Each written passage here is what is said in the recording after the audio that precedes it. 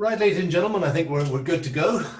Welcome to Inbound Investors. What are investors thinking? My name's Alan Watts. I'm the Director of Funding at Catalyst, and we're very pleased to not see you all today, as it were. We've all seen various bits of PR about how wonderful VCs and investors are, that they're powering through all the COVID stuff, and they're still doing lots of deals. And we all know to be somewhat mindful of the difference between what's really happening and what the PR spin is. So really today we've got 5 excellent investors, and we're going to just get a better picture of what is really happening. I want to remind the audience that there is a Q&A function, and feel free to put questions in there. And once we've gone through a few of the more obvious things that I have in mind, we will then open it up, and I'd be delighted to ask any questions that you've put in there. I also want to tell you that this webinar is part of the Inbound Investors Initiative, which is something we are doing at Catalyst, in that we'll not be doing Northern Ireland Deal Day this year for some reason. And this is matching the best Northern Ireland companies for virtual pitches with a large group of non-Northern Ireland investors.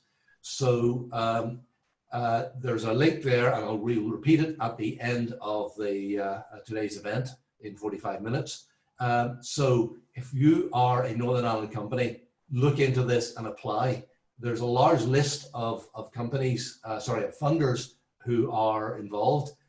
These are the ones who've already signed up, but we have relationships with over 100 non-Northern Ireland funders, so this list will grow a lot. Just before we start, I just want to set the investment scene very, very briefly. We at Catalyst produced the Northern Ireland Deal Tracker report, which we published a little late this year in June, and it looked at the 2019 tech equity investment, the new share investment in Northern Ireland. And it had been sitting around 33 million, but in 2019 it jumped up to 44 million. So something is happening. And of that, 42% of the money actually came from outside Northern Ireland, and that shows you the importance of the relationships with the non-Northern Irish funders, because we simply don't have the scale of Indigenous VC in Northern Ireland to support the growth which we see is coming. When I talk about that growth, one of the key statistics that I lifted out of the Deal Tracker report, we had no deals in the last 3 years over £5 million. However, in last year, we had in the £1 to £5 million deals, it went up from 6 to 16. And that's clear evidence of what we see on the ground, which is that there is a swell of good companies coming through, now getting further on and looking for investment. What we see is a good scene in Northern Ireland. I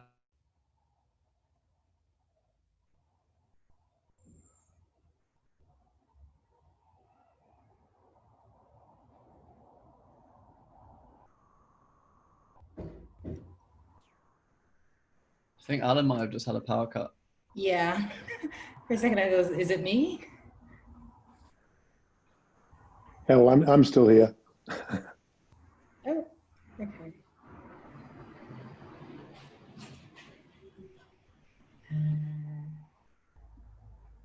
Should one of us start talking meanwhile? Yeah, I guess so. Maybe we should all do our intros in this Yeah, order. that will kill some time. Yeah, I'm happy to go first if you like. Yeah, that'd be great. Yeah, so I'm Paul Atkinson from Power Equity, so an Edinburgh-based venture capital business.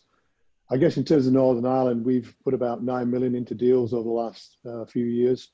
Companies like PathXL, Tactics, Brainwave Bank, and actually very recently, we actually relocated a company from San Francisco to Belfast, Travirum. We're pretty active in the region. We think Northern Ireland is a great place to invest. We hope to continue to do so, and happy to be part of this meeting today. I'm Henrik. I'm from Playfair, so I joined about 18 months ago. I'm an investor here. We're a small team based in London, but investing all across the UK, Europe, and actually the world a little bit more opportunistically. We're founded by an angel investor, so that's sort of the values that run underneath everything we do.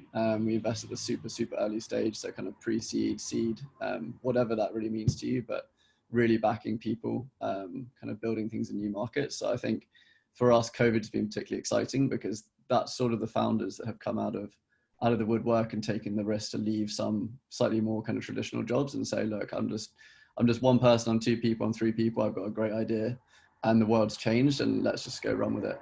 So those are the kind of people we love backing. Came to Northern Ireland last October, I think it was, with Alan, and I think there's some great companies coming out of the ecosystem. So great to be a part of it. Okay, next. My name is Daisy. I work with Backed VC, a early stage seed fund based in London. We do seed checks, so usually maybe not first check in, but come in the maybe 1 to 3 million round. We are industry and sector agnostic, and we sort of reflected that in a portfolio. It has everything from music and fashion to agri-tech and liver therapeutics and everything in between we can find. So long as we find the founder, the team to be exceptional, we'll sort of follow them to whatever industry or sector that they're, proving that exceptionalism on. We have so far invested in the UK and across Europe, but we haven't done any Northern Ireland deals, to our shame, and it's something that I'm very excited to correct. I had the privilege of, heading down to Derry to participate in the sort of Tech Start event, Northern Irish Showcase, and I think there's some really exceptional talent coming out of there, unsurprisingly. But yeah, I'm very, very happy to be part of this group and excited to answer any questions and be as helpful as possible. Just to say that I'm back. I live out in the countryside and we've been having a power cut once every week. And would you believe it came right in the middle of this webinar? So my apologies. I presume John stepped in and you've been introducing yourselves. Who has not introduced themselves yet? I was about to jump in there after Daisy, so I'll go ahead. Isabella O'Keefe, I'm principal at Share Valley Ventures. We're an early stage seed fund that invests across UK and Ireland. Again, similar to Henrik, small team. Prior to COVID, we were already remotely working anyway, so it hasn't actually had a huge impact in that regard. We tend to look at kind of emerging tech businesses. So we've done deals into immersive technology businesses, including AR and VR, and technologies that feed into that space. We've also looked at a number of combined technologies in IoT and AI. We tend to be vertical agnostic. So we're really looking for kind of technical defensibility around the tech and hugely scalable businesses.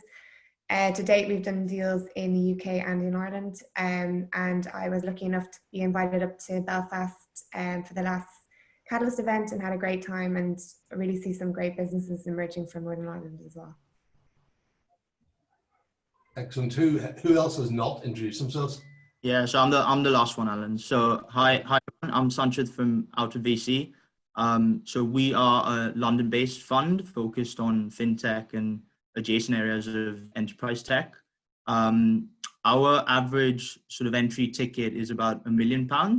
And then we reserve most of our funds to actually follow on in the companies as they grow. So into the sort of Series A, Series B rounds. It's worth noting that our LP base is actually a mix of sort of institutional and private capital from the financial services world. So very keen to invest in businesses where we can genuinely help post-investment and actually plug the companies into these networks that we've built over the last few years. I think it's worth saying, so we've just completed our third new investment since, or completing rather, I shouldn't speak too soon. We're very close to completing our third new investment since lockdown, but happy to go into the dynamics as we kind of go through the discussion. Worth noting as well, so we've been up to Belfast a couple of times now over the last couple of years. Haven't yet made an investment in the region, but obviously been working with Alan and co to understand the dynamics better and really get stuck in. So yeah, very happy to be here. Okay, so now everybody has hopefully been able to see who everybody is, which is great. And I want to remind the audience that there is a Q&A function. So if there are any questions you want to ask the panelists, just write them down there. I'll be keeping an eye on that, and we'll get round to those fairly soon. However, to start with, we know who everybody is. I think we would assume that you've all probably spent the first couple of shock months of COVID concentrating on your portfolios, because that's what everybody did. And there was a lot of extra follow-on prop-up rounds, and also an emphasis in many cases, but not all, on cost-cutting and that type of thing. So let's assume that phase is over. So looking at the phase that you're in right now, what are you concentrating on now? You know, are you looking for lots of new stuff? Is it a mixture? Is it less? Have you just give us an idea of what you're looking for? And I'll randomly start with you, Paul, because you guys are one of the most active investors, and including very active in Northern Ireland. So what is your focus on, shall we say, for the rest of this year? Oh, Paul, you're on mute. You're on mute, Paul. Thanks for spotting, guys. In any given year, we're transacting between 30 and 35 deals. Typically about a third of that is new things and 2/3 follow-on rounds. I'm sure that's fairly common for most VC investors. Our capital is made up of principally private money. So we have a private investor network of somewhere north of 200 people spread across the UK. And we also leverage money through our EIF fund, which we market out through the big wealth managers as a kind of co-invest vehicle. As Alan said, we're very active. We've done 21 deals since lockdown, but going forward, we've only done 2 new deals since lockdown. So we've got another 4 or 5 to do between now and the end of the tax year. We've got things in the pipeline, but we're always looking. We see about 200 business plans a quarter we review. We're kind of post-seed, pre-series A, a stage we invest at, typically £1 million round. First round in is about the level. And we're looking for companies that have got disruptive technology that would play into an international market. In our case, they have to have some kind of commercial traction for us to look at it. But sector-wise, we're pretty agnostic, with the exception of we don't really do life sciences and biotechnology investment. We do a lot in software, hardware, devices. We invest very heavily into health tech. And in fact, the most recent new deal we did in Trivirum, which has moved to Ulster, is in the atrial fibrillation heart monitoring area. So anything that's in around these sectors, we do a lot in fintech, but we're actually looking for new deals, happy to take inbound and take a look at it.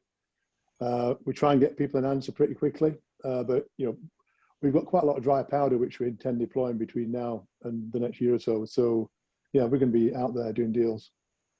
That's excellent. And Paul, you don't have an office in Northern Ireland, but in normal times, your guys are over here a lot, isn't that correct? Yeah, we'd probably be over once a month at least. Yeah. But obviously, we're invested in 5 companies in Northern Ireland currently. We've had, actually, the first deal we did in Northern Ireland, it was Alan that introduced it, PathXL, which ended up being a great success for everybody. Thank you for that, Alan.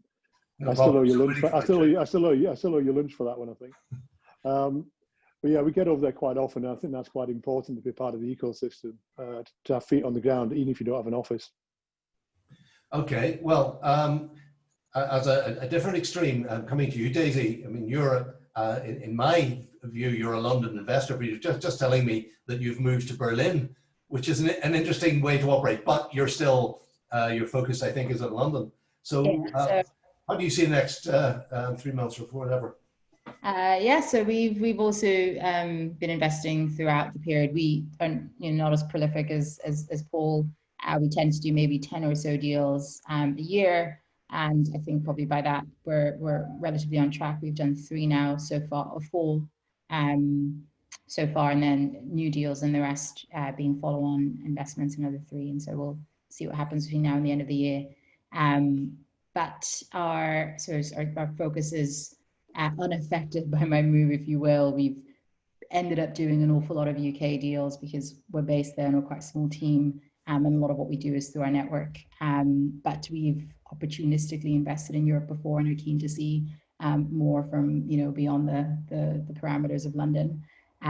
We mostly sort of sourced through a kind of scouting network that's a mix of angel investors and pre-seed investors and sort of non-investor nodes, I guess, who are in the ecosystem and relatively well connected. And what hopes is, the more we expand this, the more we can see more than just maybe sort of the smallest bubble of the London tech ecosystem.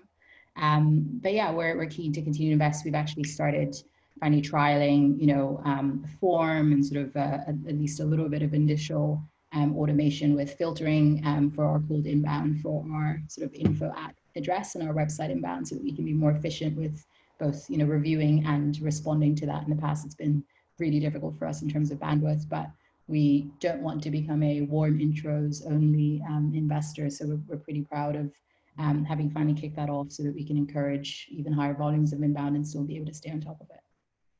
Okay. Isabel, how's it looking in Dublin? Yeah, so I guess from our perspective, it's been a combination of follow-on deals and also deals that were kind of in the pipeline. So we tend to do probably about 5 deals a year. So I guess during COVID, with the combination of follow-on and new, it's probably been 4. And I suppose, like, in terms of deal flow, there's a huge amount of companies that we're still looking at. We invest kind of at the seed stage. So anything from we write checks from 250K up to $1 million at the first round. We are quite strict on, maintaining a 2-to-1 dry powder ratio to follow on. So that has kind of meant that we aren't, in a rush to do deals for the sake of it. So we will, what I suppose COVID has allowed us to do is really assess really where we want to continue to invest. And we are looking to still continue to do kind of the deals that we do to date. So really looking at kind of emerging disruptive technologies. Again, I think, as I said before, we are vertical agnostic. So that does help. In terms of deal flow in Ireland, there's been, throughout COVID, surprisingly, there's been a huge amount of investments announced, a lot of follow-on deals. Dublin in particular, we've experienced a lot of US investors coming in at Series and investing into some Irish companies and raising quite significant Series A. So all the kind of signaling is quite positive. So yeah, I think from our perspective, we're open for business. Again, look, it is a bit trickier investing into a company without meeting people, but I think more and more, I think people are getting more comfort with that now. And I think there is a huge amount of capital in the European ecosystem. So there is a lot of opportunity for entrepreneurs to access that capital. And, recessions and pandemics do tend to kind of bring out entrepreneurial spirit and people looking to kind of, maybe they've lost their jobs or they've decided they want to do something different, or they've had a kind of a rethink about things. And actually that poses a huge opportunity for investors as well. And Henrik, what about you? What's the rest of 2020 going to be for you? You're on mute. Yeah, Zoom just told me. So I think COVID for us, as I sort of alluded to in the intro, has been probably our busiest period ever. So I think we've done 5 new deals since lockdown, and we usually only do about 4 or 6 a year. I think that probably reflects the fact that there are more founders at the super early stage building product and hiring. There's actually an incredible hiring market at the moment. A lot of people, sadly, obviously being laid off from quite often bigger companies, and this is an opportunity to go and take a bit more of a risk. So I think for companies building heavy product or tech-led businesses, there's a real opportunity there. I think for us, it's just more of the same. We've got 3 new people joining in September, so small teams becoming a slightly bigger team, but still quite lean. For us, we invest between 100K and 500K, so it's never really too early to speak to us. There might be a time when we say, actually, we think you should go away and bootstrap a little bit longer, or you should actually take some angel funding to begin with and come back in 9-12 months.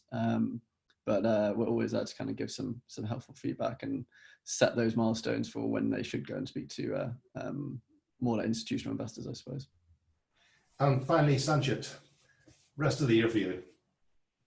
So it's interesting. I mean, if you ever want a pandemic to hit, you probably want it to hit early on in your investing period. So we're sort of, I guess, in year 2 of our investing period for the current fund. So portfolio is still quite small and growing.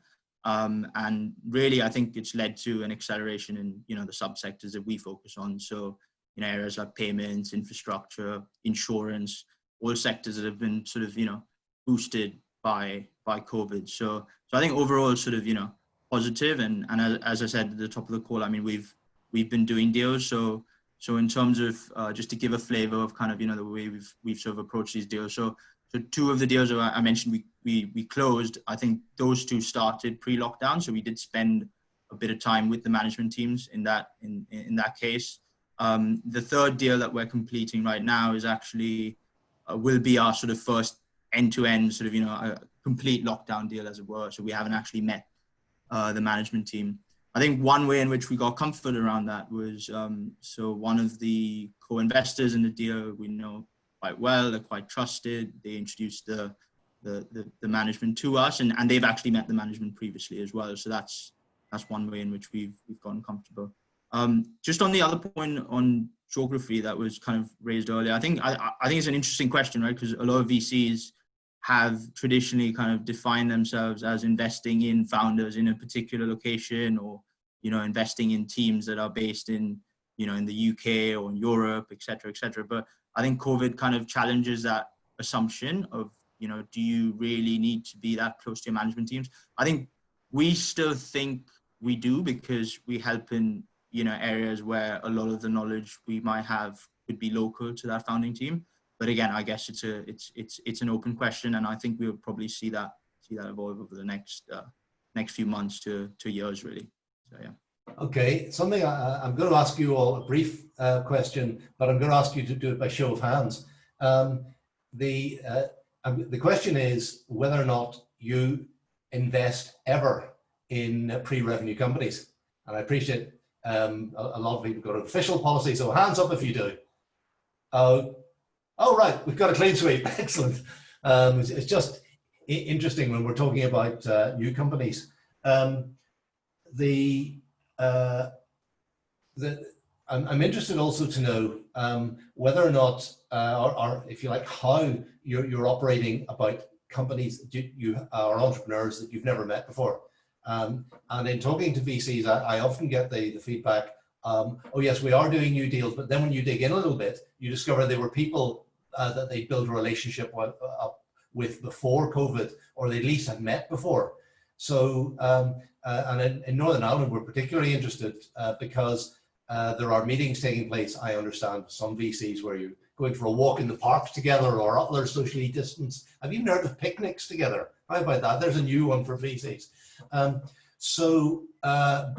on the other hand, if you get interested in a company from Northern Ireland and they have to get on a COVID-ridden aeroplane and come in on a train and then a tube to see you, or whatever it is, it does perhaps make it a little bit harder for a company that isn't in your neighborhood, just to the point that Sanchez was making.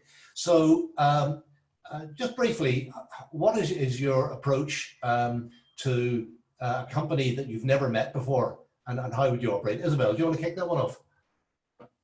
Sure.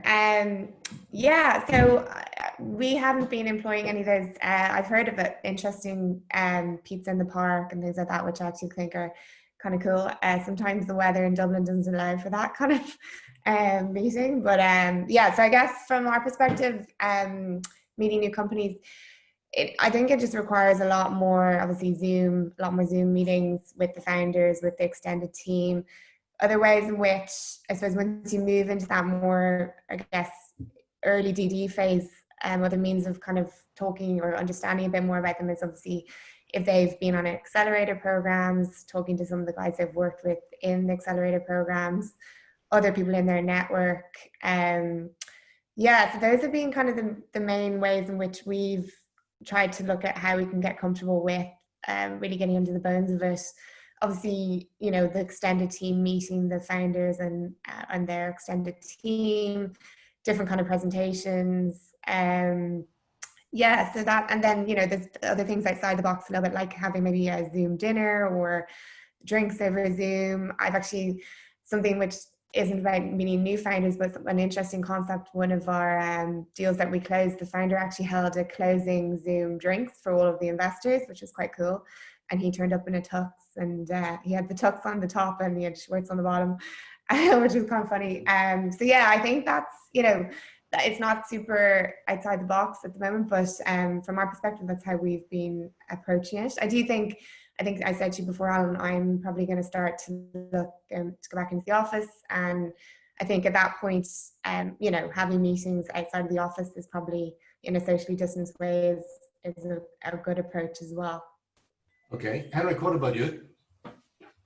Yeah, I mean, to put some specifics, because I think that's also what you were sort of after. I think so. From the 5 deals we've done, 2 of them we'd met. One team member had met them, but the entire team hadn't. So I think that was a good exercise for us in trusting the team's judgment on personality, but actually 90% of the work being on the fundamentals that you can do through Zoom calls, through DD, through the process that you set up. And I think that sort of played through right to the end. So in the middle, we did 2 deals fully remotely. We'd never met the founders. These were, I think they were both referrals actually from other investors. So I think that speaks to the kind of importance of network and, you know, doing things like this. And then the final deal we did, we actually went through the entire process remotely, and then just sort of did this weird thing where we stood in the park 2 meters away from each other and just checked that we were real rather than kind of virtual gremlins or something. So I think everyone's sort of learning how to kind of adapt their processes. I think the reality is that you can be much more efficient now. You don't need to meet people at every single stage. You can trust some of the team's judgment a bit more. I think there's always space for that little bit of human element.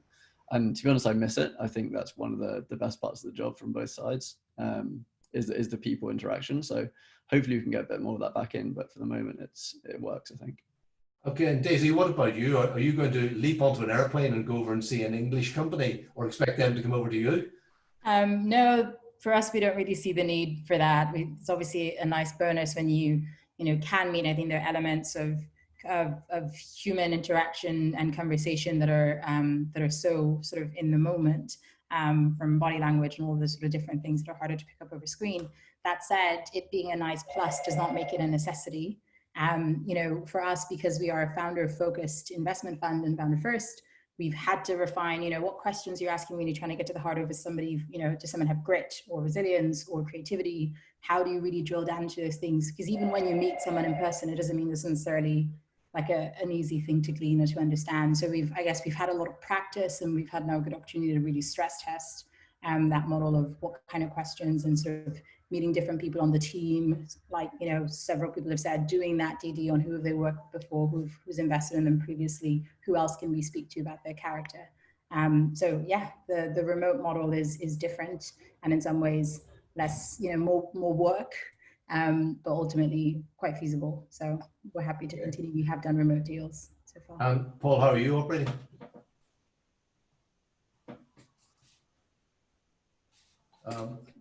You're on mute, Paul. Yeah, thanks. Yeah, because we've got a pretty big private investor network, the vast majority of the companies we invest in have been introduced to us by somebody that's in that network, or somebody quite close at hand. So it's pretty unusual for us to invest in a company where we don't know somebody who knows somebody in the team, and we can always find out something about them. In addition to that, I own, as you know, Alan, I own quite a big technology recruitment business. So it's relatively straightforward for us to reference people. Having said all that, we would still prefer to run some of the process face to face.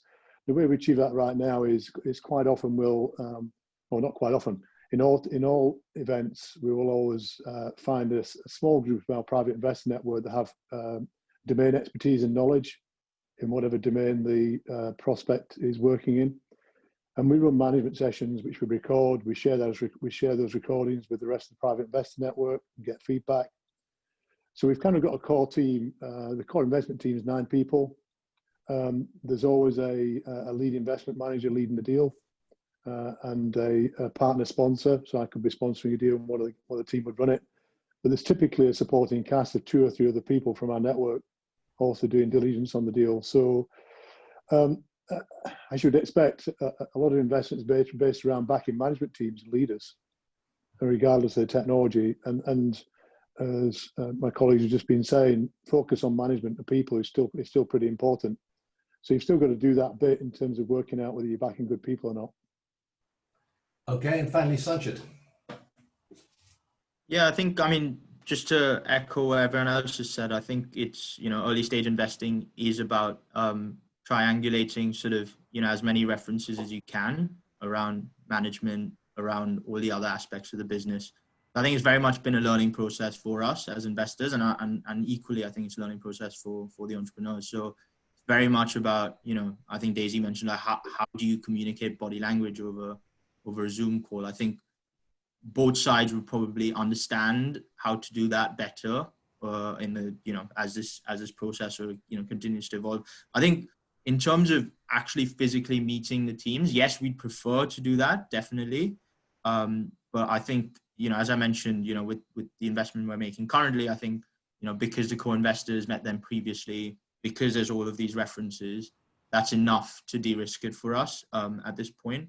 So I think it's all about seeing whether that there's a fit, and that's kind of what we're looking for in our investment. So yeah, not too different from the rest of the people on the panel. Okay, I've been looking at the questions coming in from the audience, and I'm going to do a quickie. Then the answer to this is thumbs up or thumbs down, right? Would you invest in a solo founder? In other words, there isn't a team yet. Yes or no? Oh, I'm surprised you all would. I was expecting a lot more of the kill indication, but you would, so that's interesting. As usual, all doesn't know, right? No, I appreciate I'm asking a black and white question. There will be shades of grey, of course. Okay, and again... my only question, Alan, would just be, what's the context of that? Is the reason that you're a solo founder because you can't find another co-founder, or because you actually believe that being on your own is stronger for the business? Because I think the only consideration is obviously building a venture-backed business is probably an overly accelerated timeline in many cases for many people, and so having that co-founder is there for not only business support but also kind of mental support. So I'm not sure. I mean, we've backed solo founders before. I just think that there are often scenarios where having someone else alongside you, or even multiple people in different capacities, can add a lot of support. So whoever the person's kind of thinking about being a solo founder or not, I'd just be curious what the context is. Yeah, to Sanjit's point, we're quite happy investing in incomplete management teams because we're able to supplement that with good people, and we do a lot of that, introducing other team members to the team that we're backing. Quite often, the best companies we back have got not only the founder, but they've also got a fairly half-decent chairman in place and mentor in place to support them. So it's typically some kind of supporting cast. Okay, another quickie, we'll do this in show of hands again. Those of you who will consider non-EIS, and I really mean non-EIS, non-VCT opportunities, who can invest in ones that are not tax efficient in that sense?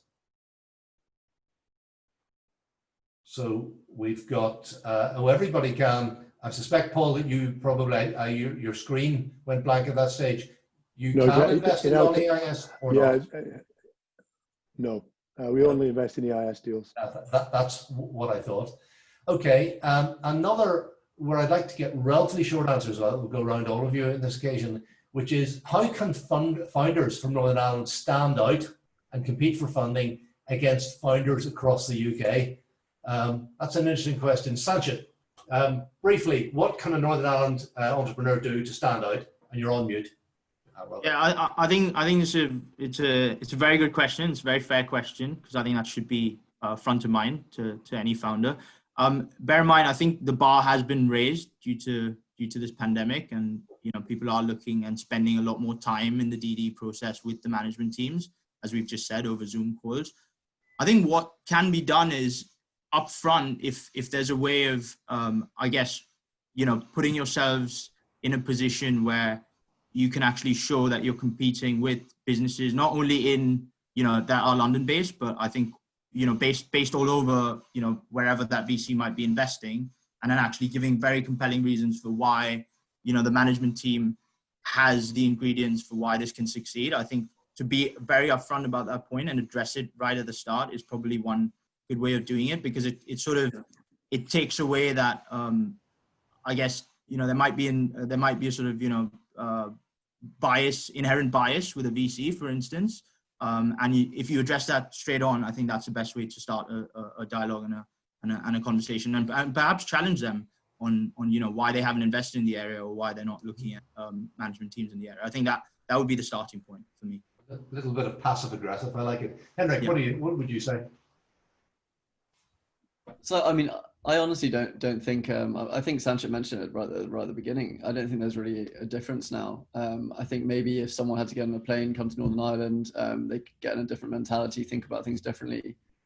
I mean, it's obviously important to think about the context, and maybe hiring in a local area, maybe it's the funding that has preceded coming towards an institution, maybe something like the government funding, grants, those kind of things. But I think in terms of fundamental of a founder in a business, you can set up a business anywhere. And I think we're seeing people go back to where they grew up. A lot of the sort of, sadly, the immigrant population in London, temporary or otherwise, have gone back to millions of countries around the world, and setting up business from that, and you don't even know where they are half the time. And I think that's brilliant. And so I don't think there should be any difference with Northern Ireland.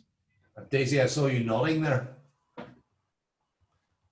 Oh, you're on mute. I'm on mute. I'm not sure I have a huge amount to add to that. I think sort of, if the default position is where you have to meet a founder in order to get conviction on whether, they are the right founder for you, et cetera, then that does put a little bit of a disadvantage, anyone really outside of London, or outside of the UK more broadly.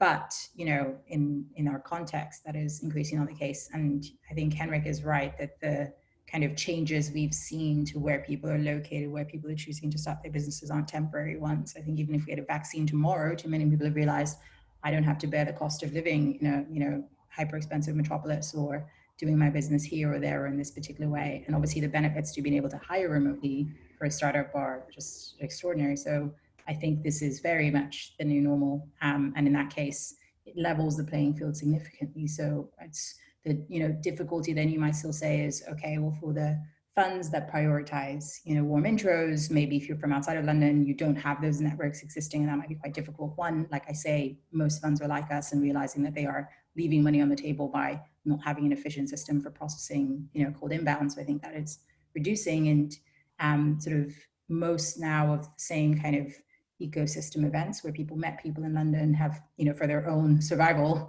have also had to transfer online. And it's the same webinars and breakout groups and hop-in, events that are now taking place and are more accessible to people outside of the city than were before. So I think building the network has become easier. The playing field is leveled a little bit more. And I think cold inbounds, even when you don't have the network, are really getting looked at and really getting processed now. So it's a good time. Okay. Yes, lots of ways to be knocking at the door of London money. Paul, I'm almost tempted not to ask you this question because you're already a major investor in Northern Ireland. So for you, it's just a level playing field, I guess. Yeah, we don't really see a difference in terms of geographies. We do see a difference in valuations by geography. In particular, London is very expensive, or we find London very expensive compared with the regions. For companies doing more or less the same thing, to be honest. We've got to have people close to, some people in our network that are close to where the company is, so we can actually still meet them face to face, even in lockdown. We can't, but our network can. I think in terms, maybe to focus slightly more in terms of how you differentiate on the inbound side, because we do review 200 business plans a quarter. And I guess it's how do you make sure that your plan that's sent in through private equity, for example, stands out from the pack? Well, because the first thing it has to hit the kind of criteria that we want. So the investee company, the founder, should be doing research into the VC or investment network they're going to contact in terms of what their mandate is. Very few founders, in my experience, actually do that. So you actually get business plans that are completely out with your mandate sent all the time. And largely, if I said to you that for every 100 business plans, we'll take a close look at 10 out of that, so 1 in 10. Yeah. The 90 that we're discarding at that point is either because they're asking for too much money in relation to our mandate, they're asking for too little money. It's not EIS, and we're an EIS investor. So there's typically the 90% we're ruling out is ruled out on these categories. It's not ruled out because we think it's a bad idea. It's just that actually the basic criteria on which we invest, it doesn't meet it. So I think founders can do a lot more in terms of making sure when they apply to investment houses that they've actually done the research on what their mandate is, and actually they tailor the presentation to that mandate. Okay. And that will make quite a big difference in terms of efficiency of the system. Having said that, we sit in our investment committee weekly. We'll be reviewing 15 to 25 business plans a week. Frankly, it doesn't take that long to get down to the ones that are pretty interesting, and at that point we want to talk to them. Okay, and finally, Isabel. Yeah, not too much to add because everything's been kind of covered. I think what I've seen or what is interesting is, investors actually have more time on their hands. Well, not more time, but more availability to do more Zoom calls. So in actual fact, it's actually, in that regard, there's more scope for them to look outside of, say, typically London or Dublin or wherever they're usually kind of very concentrated on. I think also everything coming online, like as Daisy mentioned, and I know Henrik, they ran office hours. So there's, investors are trying to access founders through office hours, and those are really interesting ways for companies that not necessarily are in London to kind of really access investors and actually build that warm referral network to get in to be kind of center stage to be invested into. So I think those are all proving quite interesting means for, particularly for Northern Ireland companies to really get on the stage as well. And I think what I found with our portfolio, what they've done quite well have been, running webinars about their own products and services and pushing those out to larger audiences. And the audiences are customers, but they're also potential investors. And again, investors have more time to kind of really look at certain areas they're interested in. Who are the different companies doing it or trying to tackle the problem? And I think that's actually emerging as an interesting way for companies to access investment as well. Okay, well, we're almost out of time. So I'm going to ask you each for a one-sentence answer. It's probably going to kill some of you to do this, but if in a sentence, describe to me the perfect company that you'd like to drop into your inbox now that you just love to invest in.